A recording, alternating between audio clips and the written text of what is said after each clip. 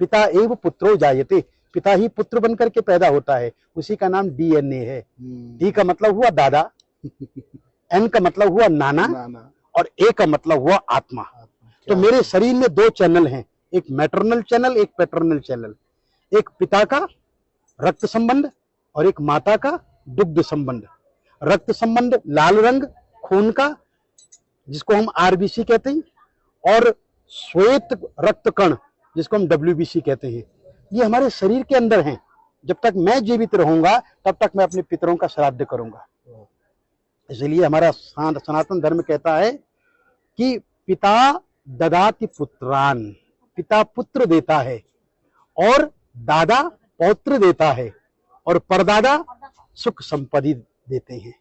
वंशो विस्तारताम यातु, वंश का विस्तार, कीर्ति यातु दिगंतरम, और सारे संसार में कीर्ति का फैलना, आयुर्विपुलताम यातु, लंबी उम्र देना, पितृदेव प्रसादता, पितरों के प्रसाद से, पितरों की कृपा से। तो ये जो 6 महीने हैं, इस 6 महीनों में जब अश्विन का महीना आता है, दक्षिणायन जब आरंभ होता है, तो पितरों का दिन होता है और पितृ वायु रूप में आपके घर में वापस आते हैं कि जो कुछ वो छोड़ करके गए हैं वहां सब ठीक तो है।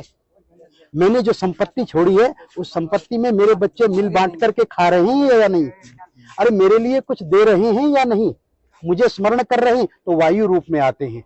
परंतु जो श्रद्धावान पुत्र होता है ना, वो क्या करता है, वो पंडित जी को बुलाता है और उनको बुला करके तर्पण करवाता है। तो तर्पण कितने प्रकार के होते हैं? बोले देव तर्पण, ऋषि तर्पण, मनुष्य तर्पण, पितृ तर्पण और स्वपितृ तर्पण। और पितरों में भी बोले इस जन्म के बंधु नहीं, ये बांधवा अबांधवा, ये अन्य जन्म निबांधवा। ये श्राद्ध पक्ष ऐसा पक्ष है मित्रों, इसमें आप किसी के लिए भी कर सकते हैं। इस जन्म के बंधु या किसी अन्य जन्म के बंधु, वे सब मेरे इस तिल और तर्पण से तृप्ति को प्राप्त होंगे।